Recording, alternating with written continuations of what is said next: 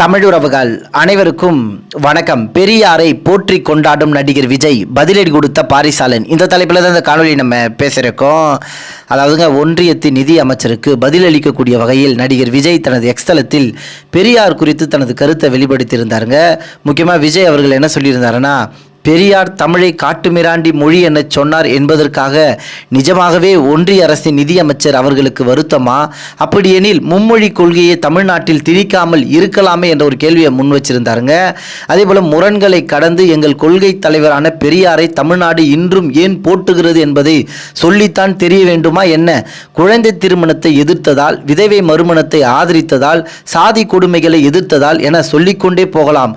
ஆனால் இன்றைய நிலையுடன் பொருத்தி பார்த்து சொன்னால் இன்று எல்லோரும் சமூக நீதிக்கான வகுப்பு வரை பிரதிநிதித்துவத்தை 100 ஆண்டுகளுக்கு முன்பே கேட்டவர் என இன்னும் அவரை போற்றுவதற்கான பட்டியல் நீண்டு கொண்டே செல்லும்.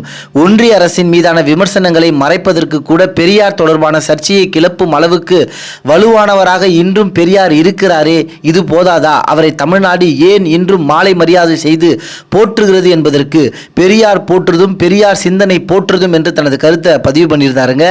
விஜயின் இந்த பதிவுக்கு பாரிசாலன் அவர்கள் பதிலடி கொடுத்திருக்காருங்க. பாரிசாலன் என்ன சொல்லியிருக்காருன்னா, ஈவேரா ராமசாமியை தமிழ்நாடு போற்றவில்லை, தமிழ்நாட்டில் உள்ள பிற மொழி அரசியல்வாதிகள் தான் போற்றுகிறார்கள். தமிழை வேலைக்காரியோடு கூட பேசாத என்றும், தமிழின் காட்டுமிராண்டி கால எழுத்து முறையை அழித்துவிட்டு ஆங்கிலத்திலேயே எழுத வேண்டும் என்று தமிழ் மொழி அழிக்க சதி செய்தவரை எந்த நல்ல தமிழனும் ஏற்க மாட்டான்.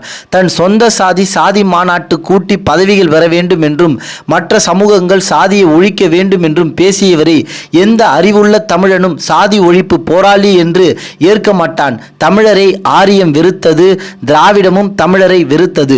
தயவு செய்து இந்த ஈவேராவை தமிழ் சமூகத்திடம் பொய்யாக கட்டமைக்காதீர்கள் என்று தனது கருத்தை வெளிப்படுத்தியிருந்தாருங்க.